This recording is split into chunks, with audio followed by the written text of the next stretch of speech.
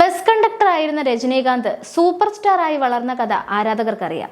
അതിലേക്ക് എത്തിച്ച തന്റെ പ്രണയത്തെക്കുറിച്ചും സിനിമയിൽ എത്തിയതിനു ശേഷമുണ്ടായ ചില ദുശീലങ്ങളെക്കുറിച്ചും രജനീകാന്ത് തന്നെ വെളിപ്പെടുത്തിയിട്ടുണ്ട്. അക്കൂട്ടത്തിലാണ് ഒറ്റയ്ക്കാകുമ്പോൾ താൻ സ്വയം ചോദിക്കുന്ന 2 ചോദ്യങ്ങളെക്കുറിച്ചും സൂപ്പർ സ്റ്റാർ പറഞ്ഞത്. ജന്മദിനങ്ങൾ കളറായി ആഘോഷിക്കാൻ ഇഷ്ടമില്ലാത്ത ആളാണ് രജനീകാന്ത്. ആ ദിവസങ്ങളിൽ ഒറ്റയ്ക്ക് എവിടെയെങ്കിലും സ്വസ്ഥമായി ഇരിക്കാനാണ് രജനീകാന്തിന് ഇഷ്ടം. അങ്ങനെ ഒറ്റയ്ക്കാകുമ്പോൾ എപ്പോഴും സ്വയം ചോദിക്കുന്ന 2 ചോദ്യങ്ങളിലൊന്ന് എന്തിനാണ് ജനിച്ചത് എന്നാണ്. രണ്ടാമത്തേത് എന്താണിപ്പോൾ ചെയ്തുകൊണ്ടിരിക്കുന്നത് എന്നും. 2 ചോദ്യത്തിനും തന്നെ തൃപ്തിപ്പെടുത്തുന്ന ഉത്തരം കണ്ടെത്താൻ കഴിഞ്ഞിട്ടില്ലെന്നും കാലം അതിന് മറുപടി നൽകുമെന്നാണ് പ്രതീക്ഷിക്കുന്നത് എന്നുമാണ് രജനീകാന്ത് പറഞ്ഞിട്ടുള്ളത്. തന്റെ വിജയമന്ത്രം അടുത്തിടെ ഒരു പരിപാടിയിൽ രജനീകാന്ത് തുറന്ന് സംസാരിക്കുകയുണ്ടായി. അദ്ദേഹം പറഞ്ഞ വാക്കുകൾ പലർക്കും പ്രചോദനമാണ്.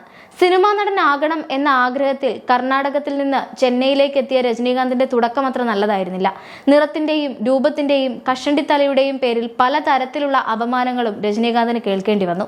നീയൊക്കെ സിനിമാ നടനാകുമോ എന്ന ചോദ്യം രജനീകാന്തിനെ തളർത്തിയില്ല.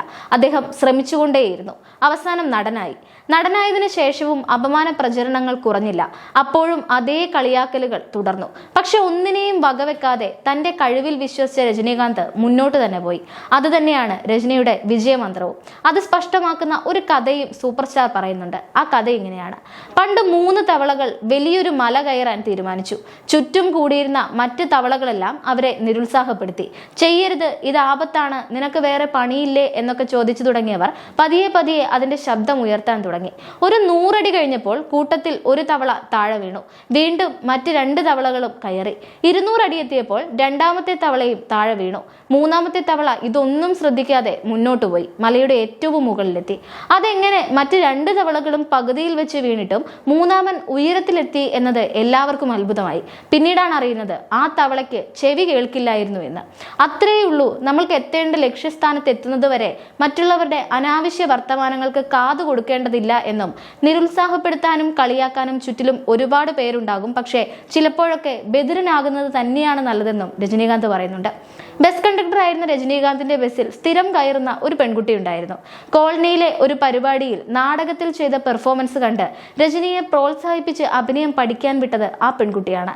എന്നാൽ പഠനം പൂർത്തിയാക്കി നായകനായി തിരിച്ചു വന്നതിന് ശേഷം പിന്നീട് ആ പെൺകുട്ടിയെ കണ്ടിട്ടില്ലെന്നും അവൾക്ക് വേണ്ടി ഒരുപാട് അലഞ്ഞു നടന്നിരുന്നുവെന്നും രജനീകാന്ത് തന്നോട് പറഞ്ഞുവെന്ന് വെളിപ്പെടുത്തിയത് നടൻ ദേവനാണ്. സിനിമയിലേക്ക് വന്നതിന് ശേഷം സ്റ്റാർഡം തന്നെ മറ്റൊരു തലത്തിലേക്ക് കൊണ്ടുപോയെന്നും തെറ്റായ സൗഹൃദങ്ങളും ശീലങ്ങളും ഉണ്ടായെന്നും മദ്യപാനവും പുകവലിയും തന്നെ തകർക്കും എന്ന ഘട്ടത്തിലാണ് ലത ജീവിതത്തിലേക്ക് വന്നതെന്നും ജീവിതത്തിന് അർത്ഥം തന്നതും അടുക്കും ചിട്ടയും വന്നതും ലത ഭാര്യയായി വന്നതിന് ശേഷമാണെന്നും രജനീകാന്ത് തന്നെ വെളിപ്പെടുത്തിയിട്ടുണ്ട്.